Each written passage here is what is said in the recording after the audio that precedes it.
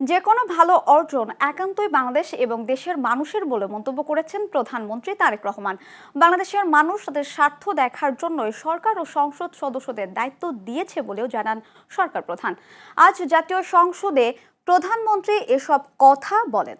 এর আগে চীনের সাথে 17টি সমঝোতা স্মারক সই এবং মালয়েশিয়ার সাথে শ্রমবাজার ও বাণিজ্য বৃদ্ধির এই সফল দ্বিপক্ষীয় সফরের জন্য আজ জাতীয় সংসদে সর্বসম্মতিক্রমে ধন্যবাদ প্রস্তাব পাশ হয়।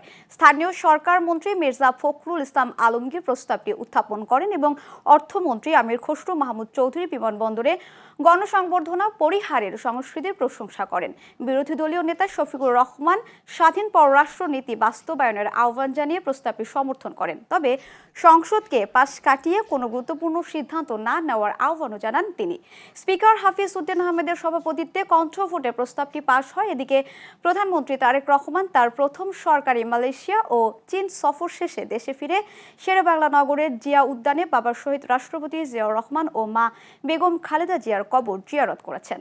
আমি যে কাজটি করার চেষ্টা করেছি মাননীয় স্পিকার, আমি আমার অবস্থান থেকে আমি আমার দেশের মানুষের স্বার্থ নিয়ে কথা বলার এবং সেই স্বার্থ রক্ষা করার চেষ্টা করেছি মাননীয় স্পিকার। মাননীয় স্পিকার, এখানে আমাদের কারোরই কোনো ব্যক্তিগত কোনো বিষয় নেই। এটি যদি কোনো কিছু অর্জন হয়ে থাকে, ভালো কোনো কিছু অর্জন হয়ে থাকে, এটি বাংলাদেশের অর্জন।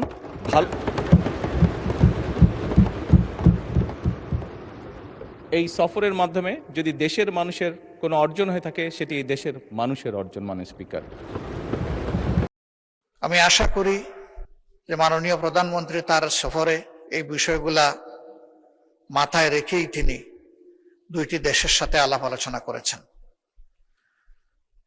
যেহেতু আমরা সংসদীয় গণতন্ত্রের রাজনীতিতে আছি, খুবই ভালো হয় স্বচ্ছতা এবং জবাবদিহিতার স্বার্থে, জনগণের স্বার্থে বিদেশের সাথে যতগুলা মৌলিক চুক্তি সম্পাদিত হবে সেগুলাই সংসদে নিয়ে আসা।